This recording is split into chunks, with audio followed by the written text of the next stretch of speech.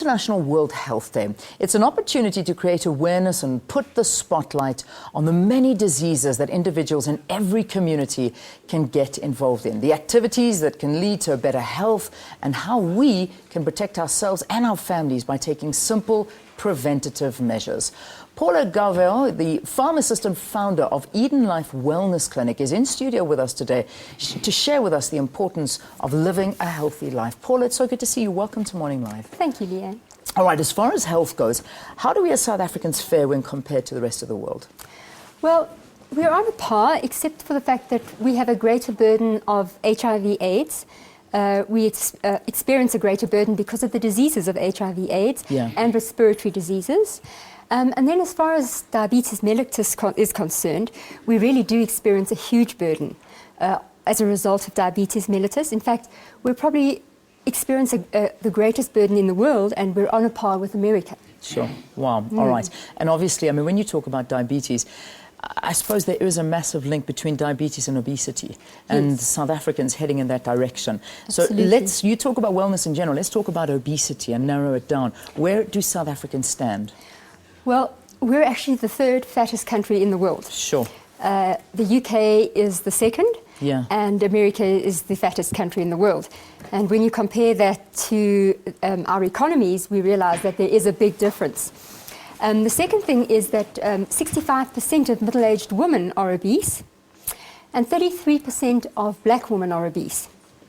The other thing is that 52% of morbid obese people actually think that they are quite healthy. Sure. So there's a very big difference with regards to perception and reality. Which kind of, why? Why are South Africans heading in that direction? I mean, you're putting ourselves, exactly as you said, in the league of first world countries, the UK, America, and South Africa. Why? Are we just adapting to Western lifestyles of junk food and convenient eating? Quite right. There's been a huge move from urbanization to westernization. So whereas we would have a lot of roughage, we've now got a lot of refined food. Whereas we would have low-fat food, we've now got high-fat convenient food, high-sodium convenient food. Whereas we would have a good family value, we've now got no family value, so those are being broken down. Yeah. And a lot of the biochemical imbalances that are coming in, for example, polluted water, we're getting a lot of the xenoestrogens, the estrogen type-like foods, in the plastic containers where we pop them into the microwave and heat them. These are all altering people's hormone balances. Wow. It's actually frightening. But you know, you talk about obesity, and it's not just the fact that we're being fat. There's more to it. You mentioned diabetes, and something we were talking about off air, which made me scared, was childhood cancers, which is becoming more and more prevalent as well. Yes, they found that there are three things with regards to cancer that they have done, and these were printed in the International Journal of Cancer Research as early as January this year. They found that three things happen with cancer and obesity. The first thing is that there is definitely an increase in childhood cancer with regards to obesity. The second one is that there is definitely an increased mortality with regards to obesity and cancer. Sure. And the final one is that there is a definite increase in cancer occurrence overall. Yeah. So cancers like, for example, leukemia, they've discovered that fat cells create the perfect microenvironment for leukemia cells to proliferate. Things like breast cancer, for example, they found that obese women have a lot less likely chance of surviving breast cancer, irrespective of their menopausal status. Yeah. There's just so much to consider when one lets your health go and lets your weight go, because weight is at the key of all of this. But what do we do? You know, there's so much advice out there.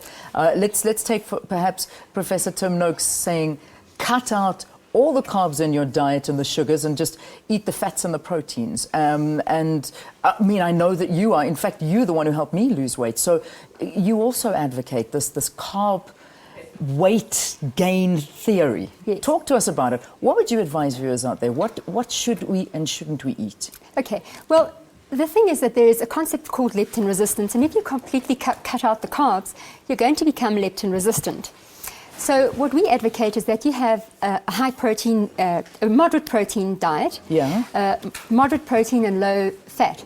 by doing so, if you're having moderate protein, what'll happen is that you stimulate your natural growth hormone, and you start to look young, feel energetic. Yeah. The other thing is that you stimulate your own dopamine, which is what gives you energy. And you stimulate glucagon, which is another hormone that builds your own natural muscle. However, if you don't have any carbs whatsoever, you become what is called leptin resistant. Okay. And you will inevitably reach a plateau that you cannot break. Yeah. So by having a certain amount of carbohydrates at least once a week. Only once a week? Yeah. Well, we're talking about a leptin load. Okay, okay. So you have a certain amount of carbohydrates every day, and then once a week, a leptin load. Okay. Which is where you have a higher amount of carbohydrates. The fat cells, when they're losing weight, actually stop releasing a hormone called leptin. And your brain then thinks that you're starving in the desert. Yeah. So it tries to protect you, and it does certain things. It decreases your thyroid hormone, it decreases your basal metabolic rate, increases your appetite, and it increases your stress hormones. Yeah, yeah. And in doing so, you then reach a plateau. So in order to break that plateau, what you need to do is have a leptin load, which is where you have the carbohydrates. So almost like what I like to call is like a bit of a cheat day. Correct. A bit Have of a a cheat pizza. day. Have a pizza. Have a pizza. But go high carbohydrate, low fat. Okay, and then, but for the rest of the time, keep it high protein, but at least 1 carb a day. At least. At yes. least 1 carb a day. I mean, Exactly. so many people these days have cut carbs out of their diet. They don't want to know.